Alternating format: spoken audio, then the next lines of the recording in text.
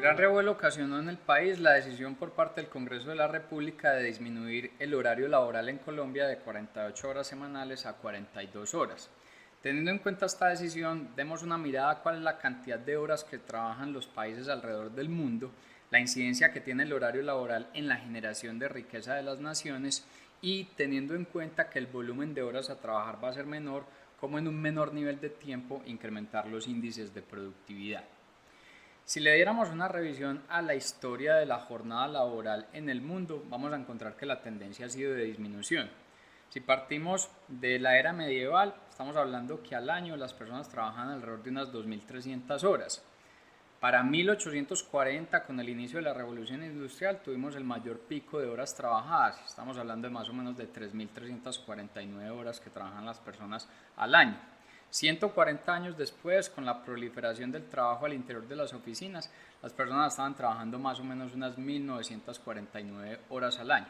Y en la actualidad, si tomáramos como referencia los países OCDE, al año las personas trabajan alrededor de 1.730 horas. Esas 1.730 horas, si lo llevamos a un horario semanal, estamos hablando que los países OCDE en promedio se elabora 37 horas a la semana. Si tomáramos la zona euro, estamos hablando de 36 horas. Si vamos a los países G7, son 35 horas. Si tomamos como referencia una nación como Países Bajos, la cantidad de horas trabajadas a la semana son 29. Ese volumen de horas trabajadas en estos países es bastante bajo cuando se contrasta con Colombia. Colombia es el país OCDE con el más extenso horario laboral, teniendo 48 horas a la semana. En parte incidido porque Colombia junto con México, India e Irán son los únicos países en el mundo donde se trabaja en la semana 6 días, los demás trabajan 5 días. Sin embargo, no es del todo cierto decir que Colombia es el país donde más se trabaja, mayor horario se presenta, teniendo en cuenta que Colombia también es el país que mayor cantidad de festivos presenta en el año. Más o menos son 18 festivos que se presentan en los 365 días del año. Independiente de estos elementos, la cantidad de horas trabajadas en contraste con estos países fue lo que motivó al Congreso de la República a aprobar la disminución del horario laboral. Es de tener en cuenta que esa disminución del horario laboral se va a hacer de una manera gradual.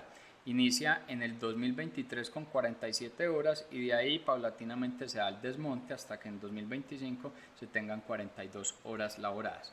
E independiente que se va a disminuir la cantidad de horas, los salarios de las personas deben mantenerse estables.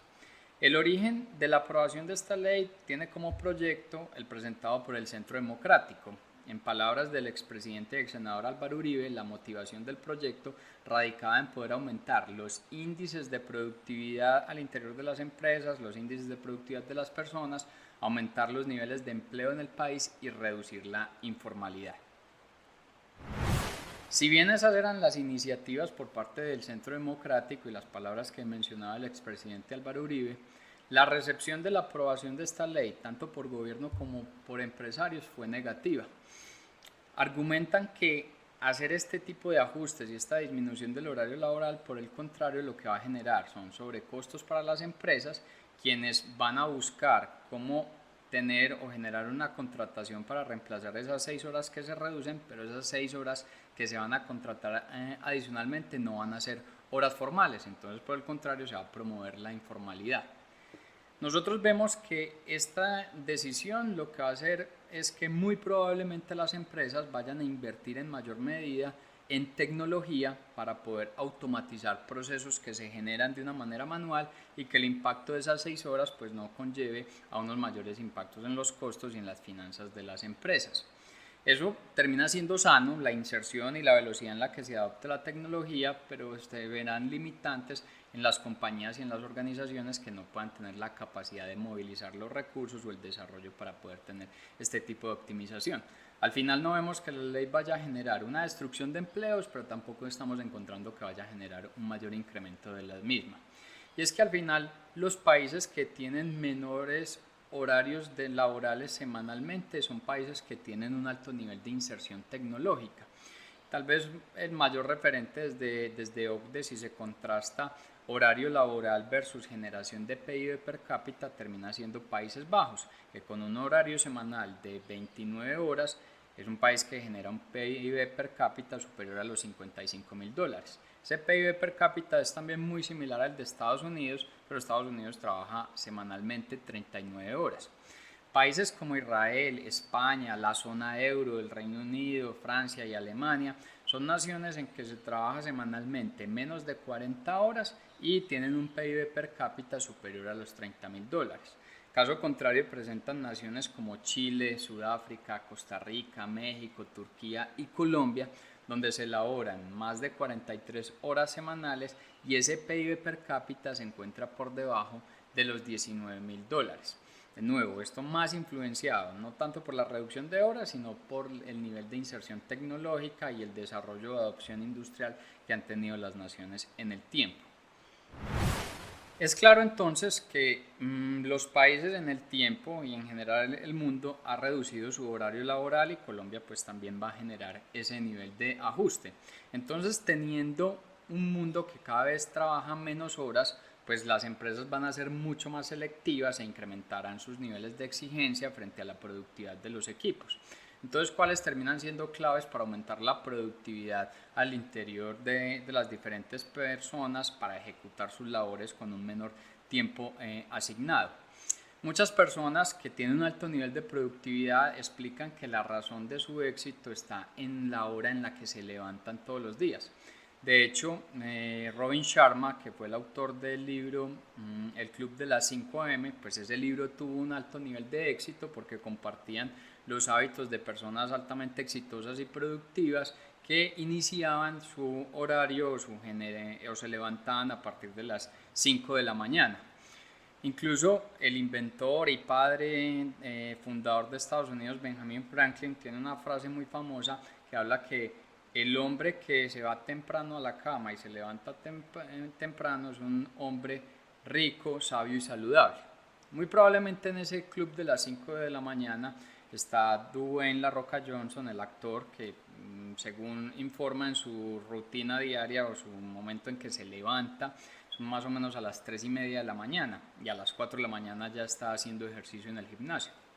Tim Cook, el CEO de Apple, informa que se levanta alrededor de las 3:45 de la mañana y su rutina radica en hacer ejercicio, responder emails, tomar café antes de iniciar las labores. Michelle Obama tiene como horario de inicio de levantarse a las 4:30 de la mañana y radica inicialmente en hacer ejercicio. Jack Dorsey, el CEO de Twitter, inicia o se levanta a las 5 de la mañana y sus labores iniciales antes de la actividad del trabajo está en meditar, hacer ejercicio y tomar café. Estas personas muy probablemente entonces pertenecen a ese club de las 5 de la mañana. Sin embargo, la hora de levantarse no radica tampoco en los niveles de productividad. A estas personas le funcionan, pero existen otras personas también con un alto nivel de productividad, un alto nivel de éxito, que su horario es diferente. Por ejemplo, Oprah Winfrey, la periodista y presentadora, forma que comienza o se levanta a las 6 de la mañana y sus rutinas iniciales terminan en pasearle a los perros, tomar té, hacer ejercicio y meditar. Elon Musk, el CEO de Tesla y SpaceX, inicia a las 7 de la mañana y las primeras actividades radican en responder mails y llevar a sus hijos al colegio antes de entrar a trabajar a la oficina. Mark Zuckerberg, el CEO de Facebook, empieza a las 8 de la mañana respondiendo mails, haciendo ejercicio antes de iniciar las labores.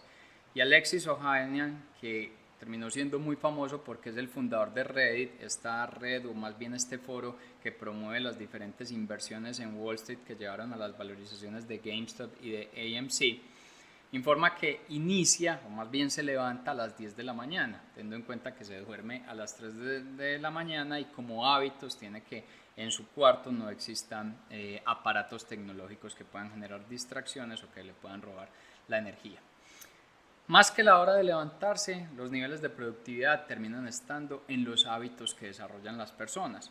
Y las recomendaciones por parte de personas con un alto nivel de productividad radican en que al momento en que las personas se levanten, todavía no tengan acceso a tecnología ni empiecen a llenar su información o acelerarse con noticias o con temas laborales, sino que empiecen de una manera tranquila y calmada el día. Algunos recomiendan que el punto clave es en tener la integralidad entre la mente, el cuerpo y el espíritu. Entonces en el cuerpo es empezarlo a alimentar con alcalinizarlo. Entonces muchos antes de tomar café lo que hacen es tomar jugo de limón para incrementar ese nivel de alcalinización de la sangre. Luego empezar de una manera calmada meditando, tener buen nivel de energía a través de tener un buen desayuno con la familia, con los hijos, llenarse de buena información sana antes de poder iniciar las labores, y ahí incluyen también meditar y hacer ejercicio. Luego, cuando ya se está en la oficina, en el trabajo, tener en cuenta cuáles son las rutinas, planear muy bien, o sea, identificar cuáles son las horas en que se es altamente productivo y cuáles son las horas en que son más claves hacer reuniones. Para eso, si es el primer día de la semana, poder tener una planeación de cómo se va a ejecutar la misma. Y en ese día a día de la oficina, tener una hidratación constante y siempre alimentarse muy bien. Esto en toda la transversalidad, las personas recomiendan que siempre se debe tener un hobby que pueda oxigenar la mente para que no solamente se llene de trabajo. El hobby, la vida social y la vida en familia termina siendo la integralidad, y la integralidad pues termina radicando en poder generar unos mayores niveles de productividad a la hora de trabajar.